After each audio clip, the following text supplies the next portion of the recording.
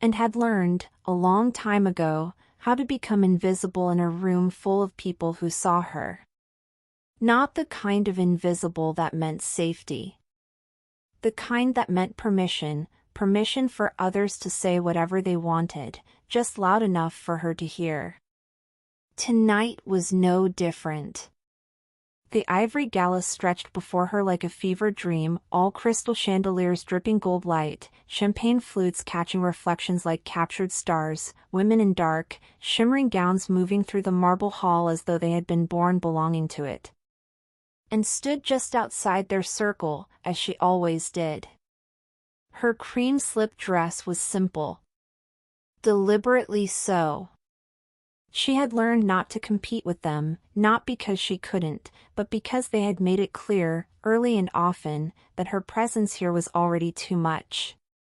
"You're brave, Anne," Vivian had said earlier, lips curling around the compliment like it was something rotten. Her black gown caught the chandelier light as she leaned toward the others, Priya in teal, Celeste in champagne, and the three of them had laughed with their shoulders pressed together, a wall of silk and cruelty. "Brave," Priya echoed, eyes sweeping down Anne's silhouette. "Wearing cream. Bold choice. You practically disappear into the shadows, darling. Like a shadow trying to be a spotlight." The laughter that followed was soft. Practiced. The kind designed to wound without leaving marks. Anne's hands tightened together in front of her, the only thing she allowed herself. Her head dipped slightly. 1 breath. 2. Bleed quietly, she told herself. You've done it before. She was not a guest tonight. She was a prop. A reminder to themselves of their own generosity, look how diverse our circle is, and a reminder to her of exactly where the edges of that circle ended. She had been standing on those edges for 3 years.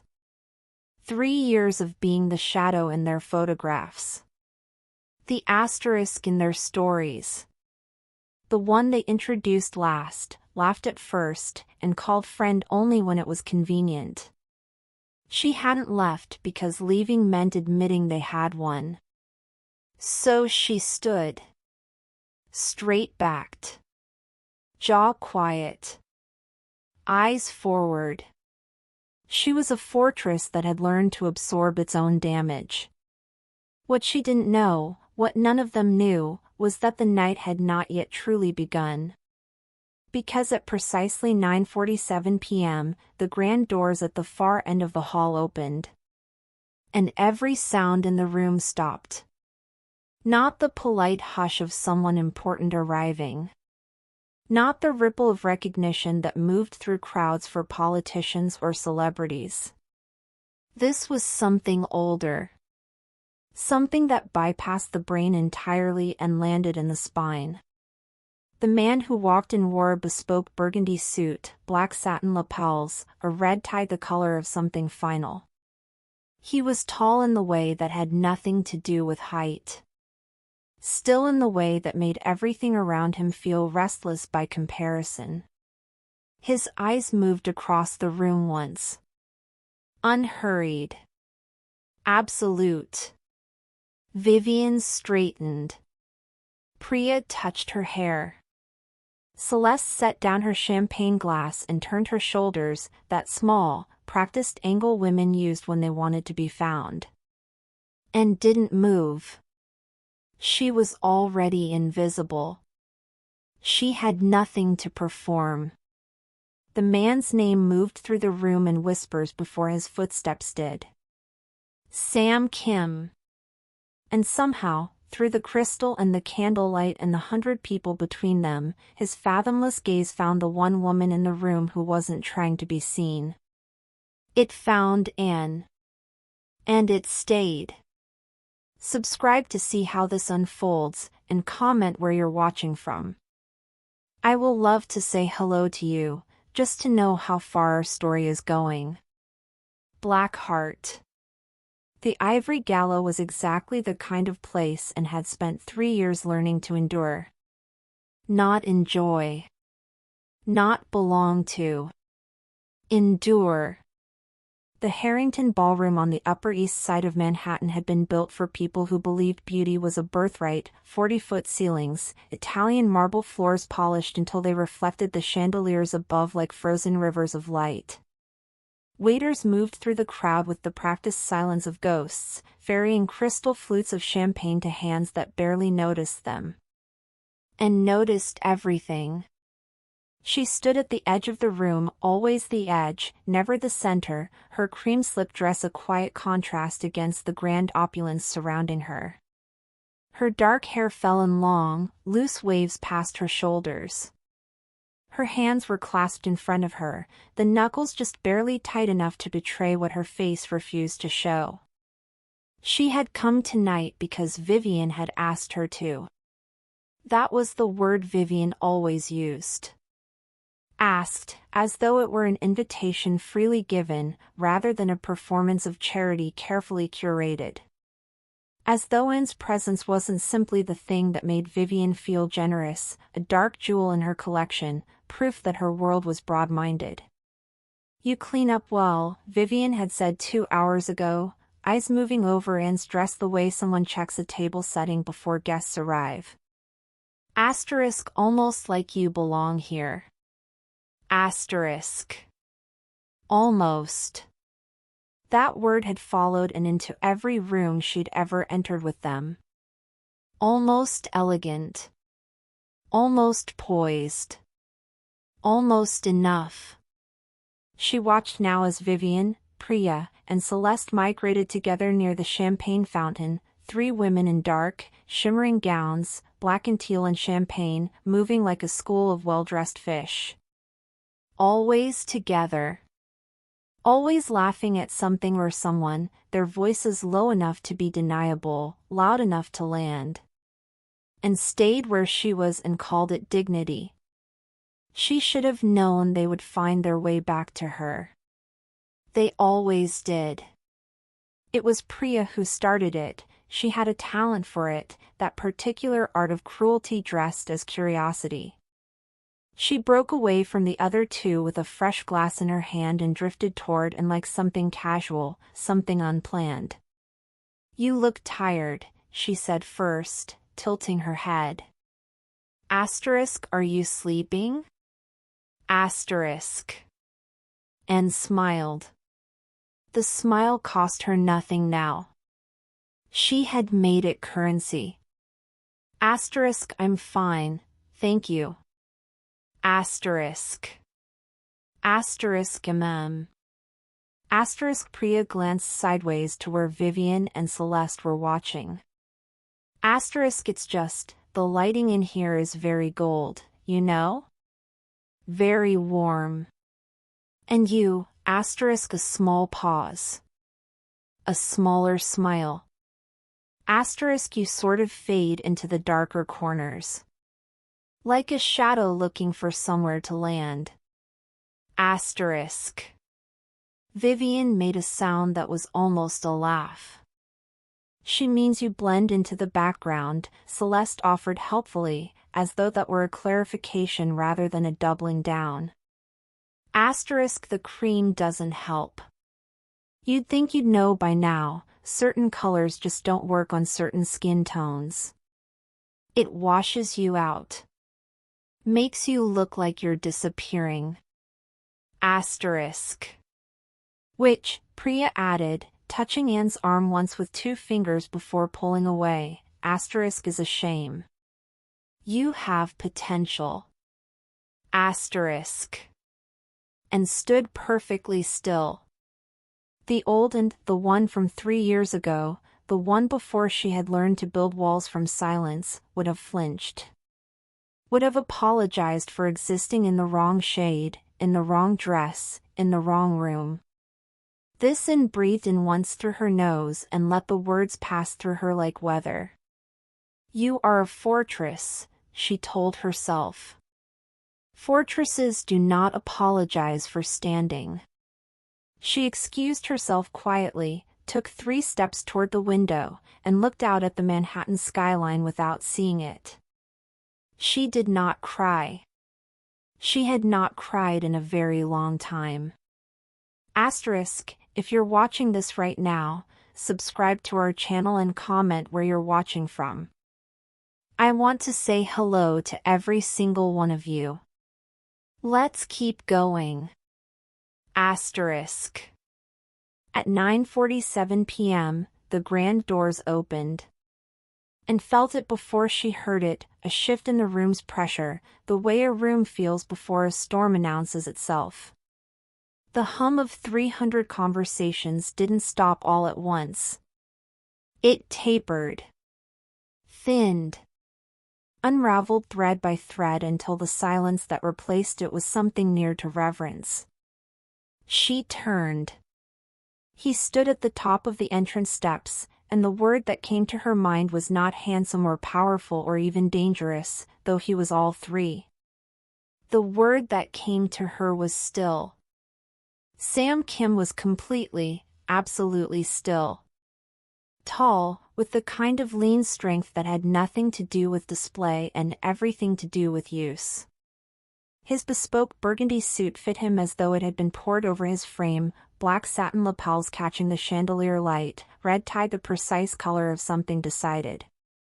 His hands were at his sides, not in his pockets, not clasped. Just open and resting, the way a man rests when he is not afraid of what the room might do.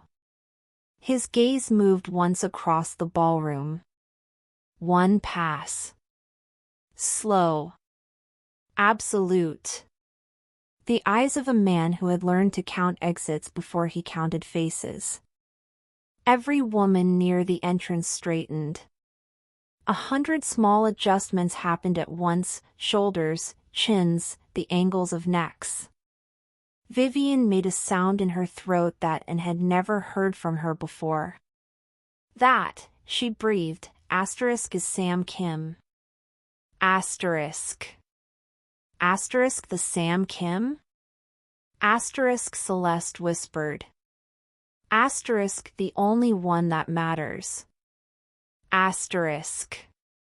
And watched from her corner. She did not adjust her posture. She did not tilt her chin. There was nothing to perform.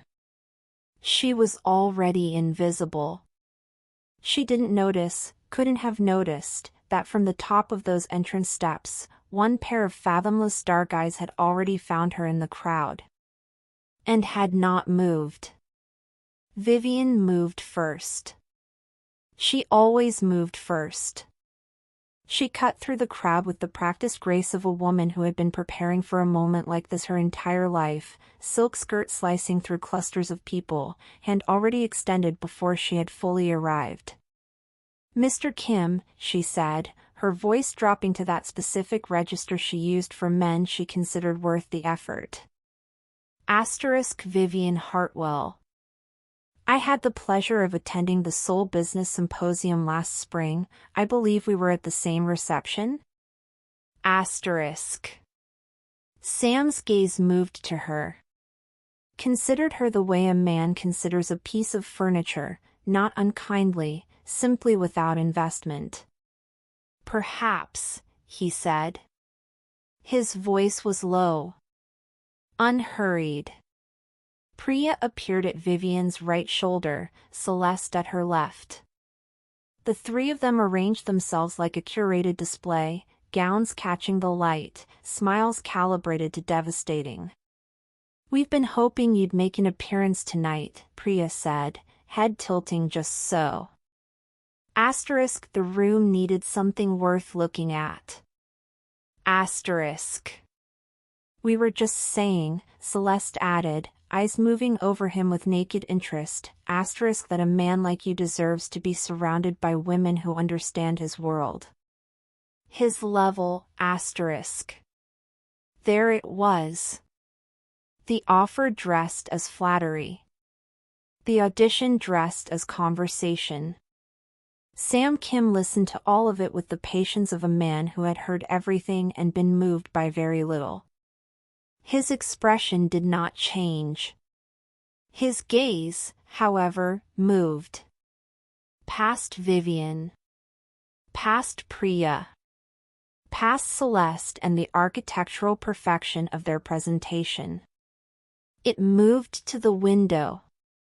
To a woman in a cream dress standing alone with her shoulders back and her hands clasped and her eyes fixed on the Manhattan skyline, bleeding quietly into a dignity no one in this room had thought to notice.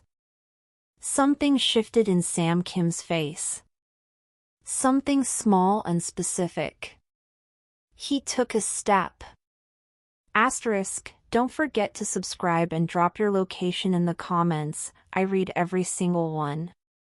Now let's keep watching.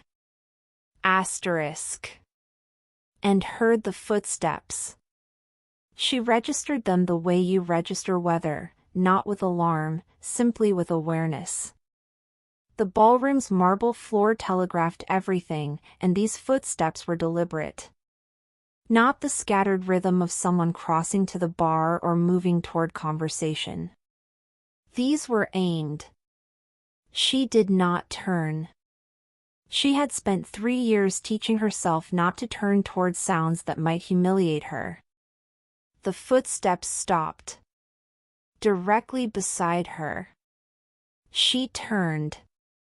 Sam Kim stood 4 feet away, looking at her with the kind of attention that had nothing performative in it, no angle, no calculation for an audience. He simply looked at her the way someone looks at something they have been searching for without knowing they were searching. And said nothing. Her heart was very loud inside her chest. "You're the only person in this room," Sam said, who isn't trying to be seen. She didn't know what to do with that sentence. She filed it in the same place she filed most things people said to her, the holding space between received and believed. "I wasn't aware that was notable," she said carefully. "It's rare," he said. Rarity is notable. Behind him, at a distance that pretended to be coincidental, Vivian had gone very still. And could feel it without looking, that particular stillness that is actually screaming. Sam did not look behind him. He looked only at Anne. "Would you walk with me?" He asked. It wasn't the question that undid something in her chest. It was the way he asked it, the way you ask someone whose answer genuinely matters to you.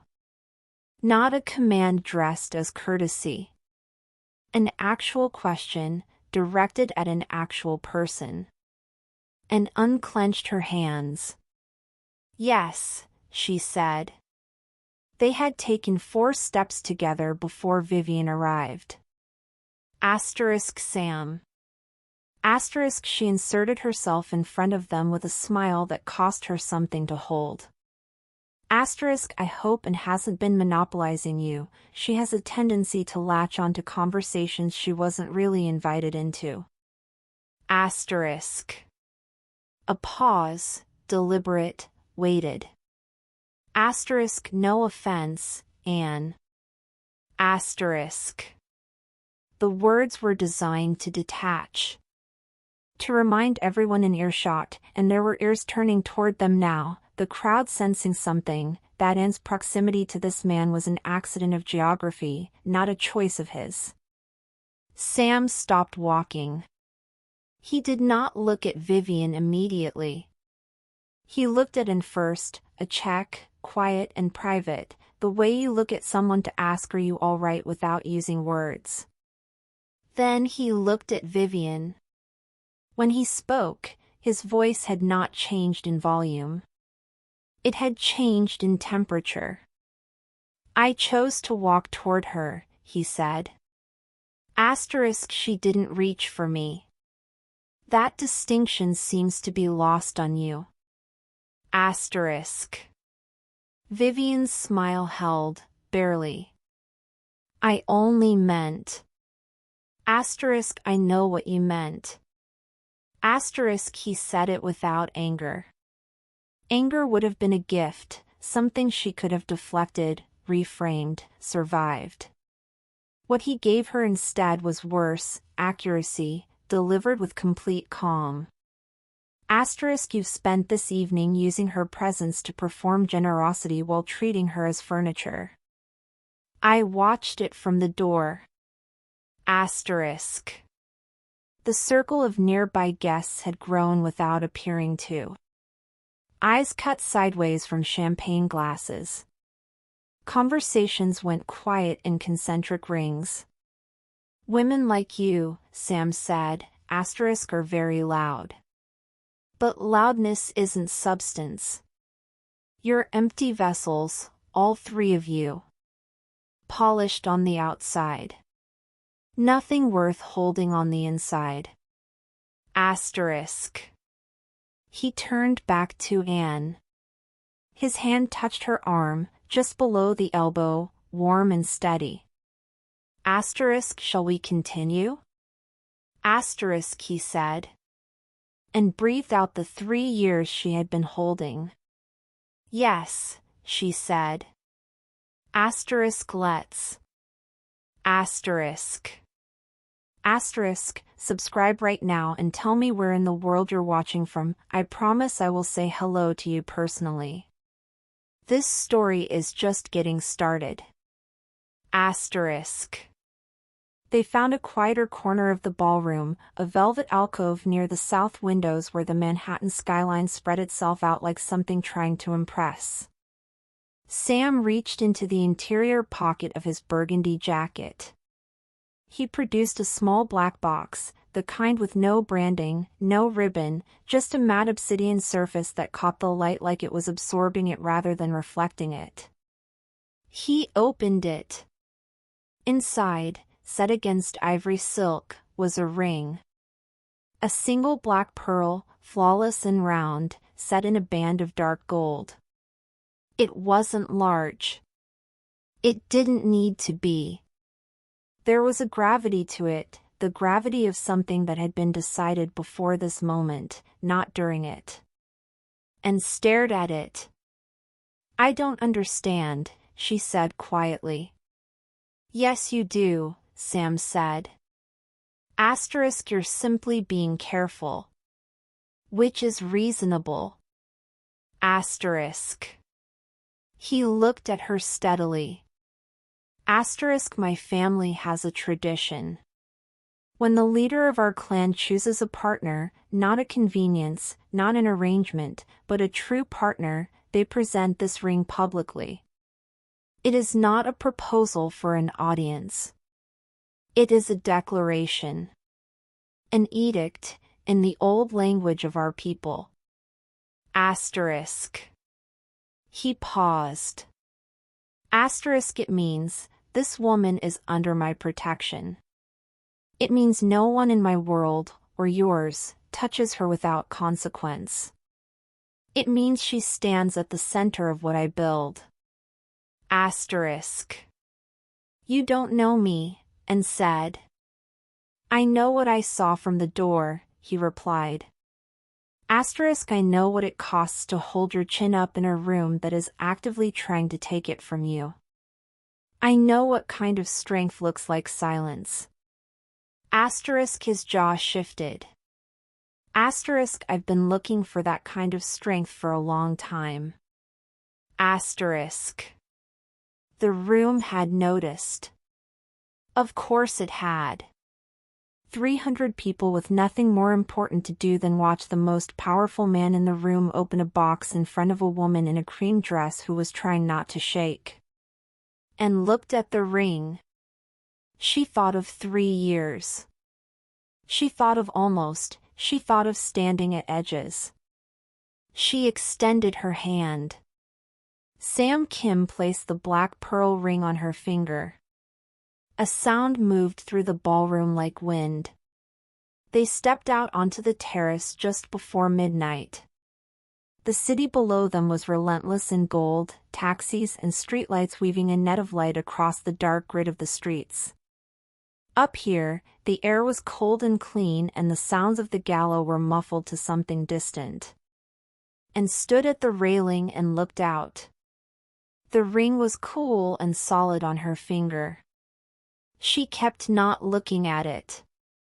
Then she kept looking at it. "Tell me the real reason," she said. She felt him move to stand beside her.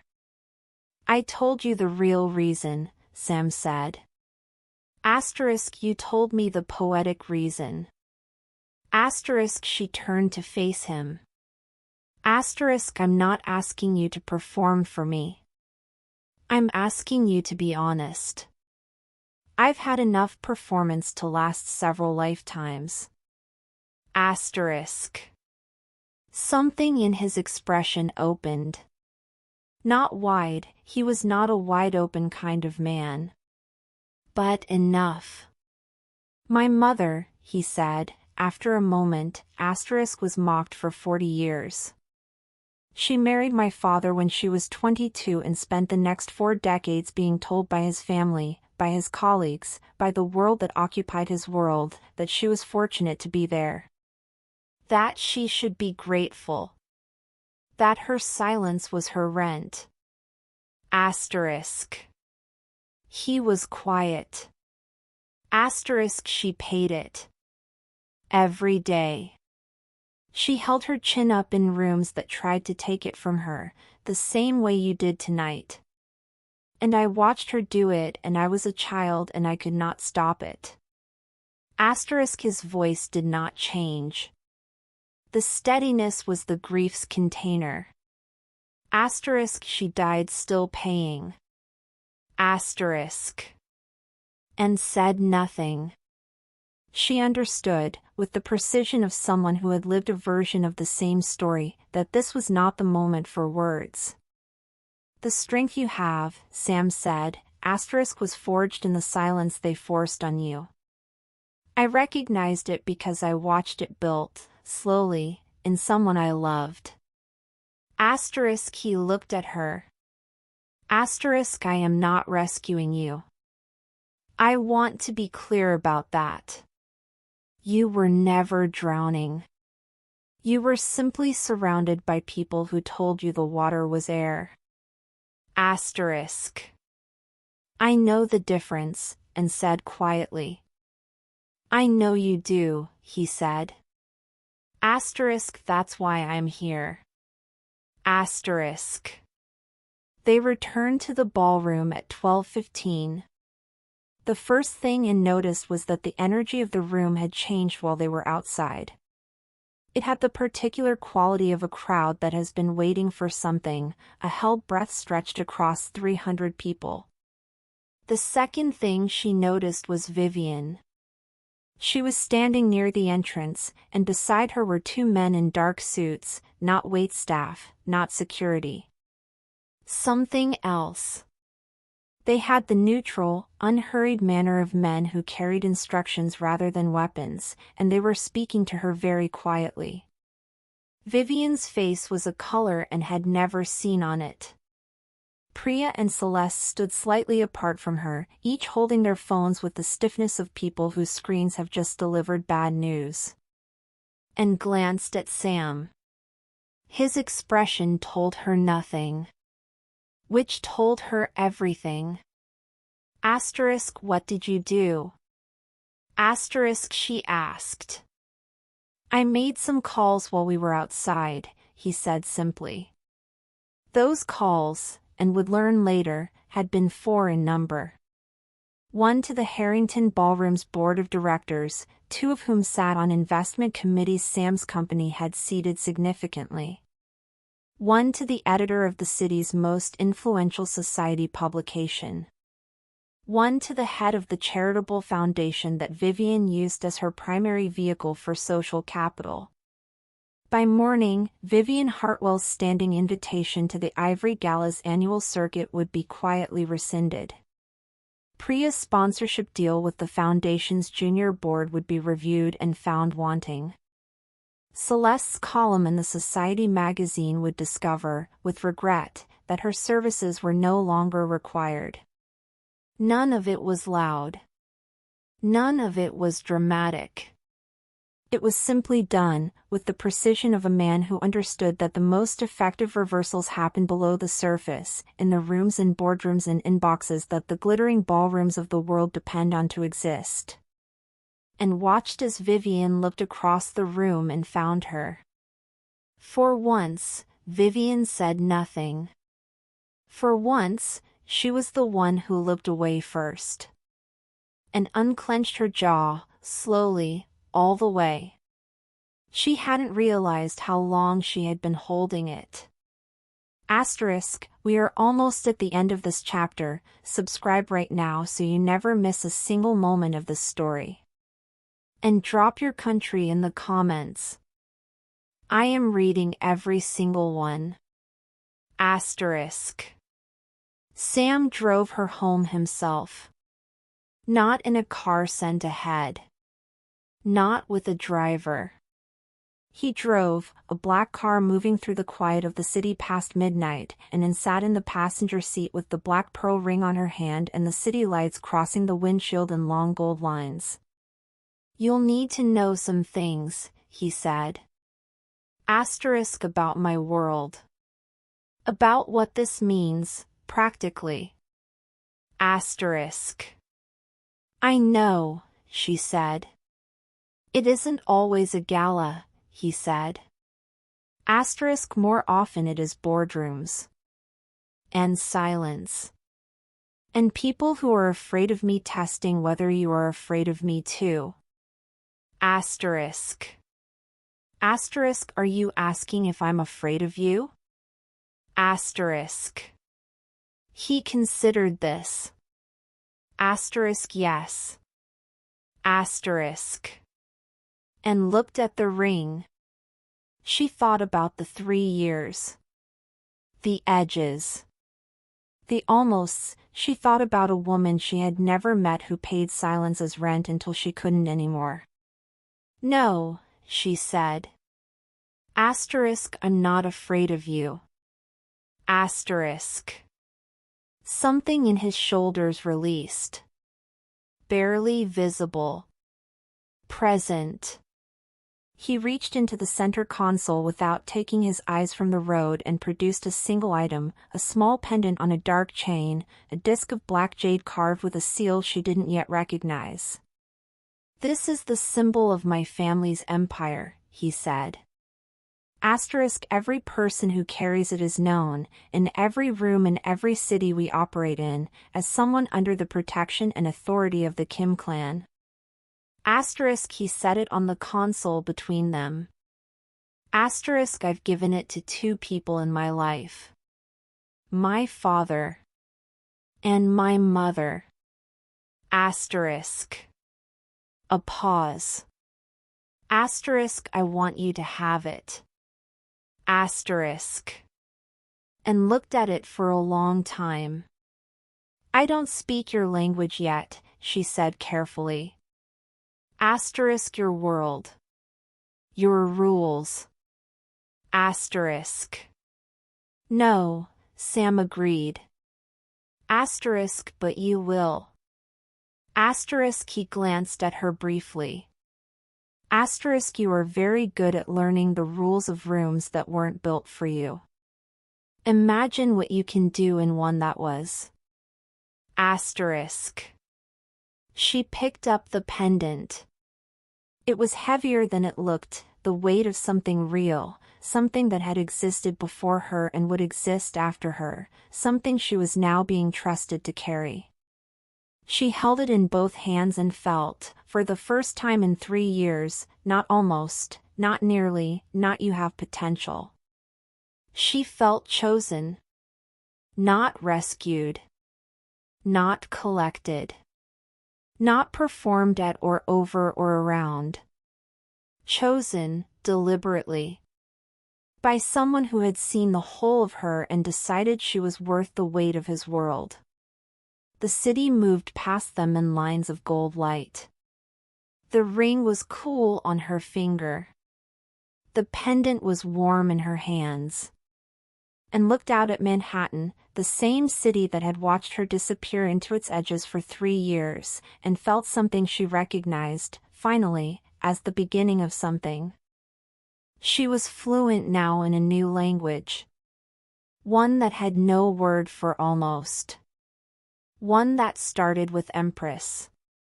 And one that ended, always, with her name spoken like it meant something. Because it did. It always had. Subscribe to see how this unfolds, and comment where you're watching from. I will love to say hello to you, just to know how far our story has gone, Blackheart. Here is the outro for your story. Outro. And didn't look back. Not at the ballroom. Not at the chandeliers that had watched her disappear into their golden edges for 3 years. Not at the women in dark, shimmering gowns who had spent an entire evening reminding her that she didn't belong, only to discover, too late, that they were the ones who never truly did. She looked forward. At the city. At the road. At the man beside her who drove with the same stillness he carried everywhere, unhurried, certain, decided. At the pendant in her hands and the ring on her finger and the quiet, enormous fact of what this night had become. She had walked into the Ivory Gala as a shadow. She was leaving it as something else entirely. Not because Sam Kim had made her something. She understood that now, fully and without confusion. She had always been something. The cream dress, the clasped hands, the chin held up in rooms that tried to take it from her, that was never weakness. That was a woman building herself from the inside out, in the dark, with no applause and no audience and no one to tell her it was worth it. Sam had simply been the first person smart enough to recognize the architecture. "Where do we go from here?" she asked softly. He didn't answer right away. The city moved past them, yellow taxis, lit windows, the sleepless grid of Manhattan doing what it always did, indifferent and magnificent. Then he said, "Anywhere you choose." And for the first time in a very long time, and smiled. Not the smile that cost her nothing, the one she had made into currency, the shield smile, the endurance smile. This one was different. It came from somewhere lower and warmer and realer, from a place that hadn't been touched in so long she had almost forgotten it was there. She leaned her head back against the seat. The pendant was warm in her palm now, the black jade holding the heat of her hands like it had been waiting to. Outside, Manhattan continued to burn gold. And the woman who had learned to bleed quietly, to absorb her own damage, to stand at edges and call it dignity, finally understood something she would carry for the rest of her life. The silence they forced on you was never your defeat. It was your foundation. And empresses build from the ground up. Thank you for watching this story all the way to the end, it means more than you know. Subscribe to our channel so you never miss a single chapter, and drop your country in the comments below. I will love to say hello to every single one of you, just to know how far our story has traveled. Blackheart. Until next time, keep watching, keep feeling, and never forget. The right person will always find you in the crowd. Blackheart.